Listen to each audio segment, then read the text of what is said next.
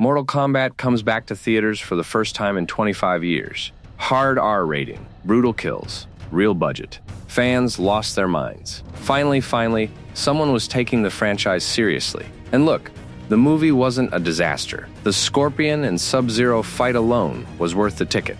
The gore was real.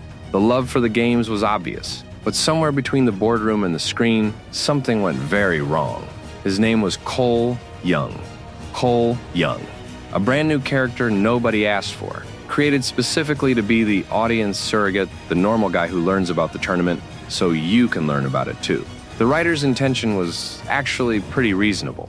He didn't want to twist existing characters into a role that didn't fit them, so he invented someone new. But here's the problem. Nobody watches Mortal Kombat to relate to a generic Ma fighter with a mysterious birthmark.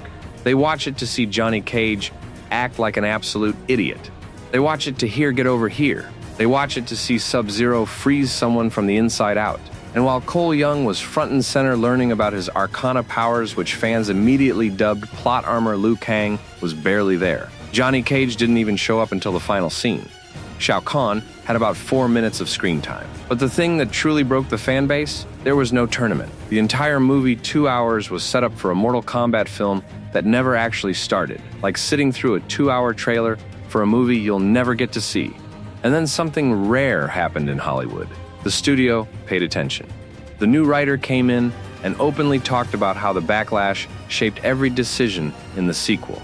Not defensively, openly, almost like an apology. The notes from fans were essentially, stop trying to make this serious. Stop inventing new characters. Stop being embarrassed about what Mortal Kombat actually is. So they brought in Karl Urban to play Johnny Cage, and that single casting choice signaled everything. Urban doesn't do restrained. He doesn't do subtle. He does charisma and chaos, and he commits completely. The moment he was announced, a huge chunk of the fanbase exhaled. This was going to be different. Mortal Kombat II feels like a completely different philosophy wearing the same brand. Where the first film tried to justify everything explaining powers through made-up mythology. Grounding the world in realism, the sequel just leans in. Absurd costumes? Yes. Cartoonishly evil villains? Absolutely grotesque, over-the-top fatalities that make you put your hand over your mouth? That's the whole point. And the tournament is actually there this time. Critics who saw it early started using the same words over and over. Fan service. Ridiculous, violent, and fun. The movie we wanted in 2021. Which is honestly a bigger compliment than it sounds. Because fan service in this context means the people who built this finally understood what they were building for. The lesson sounds obvious in hindsight. The more you try to normalize something inherently absurd, the worse it gets. The Suicide Squad figured it out. Peacemaker figured it out.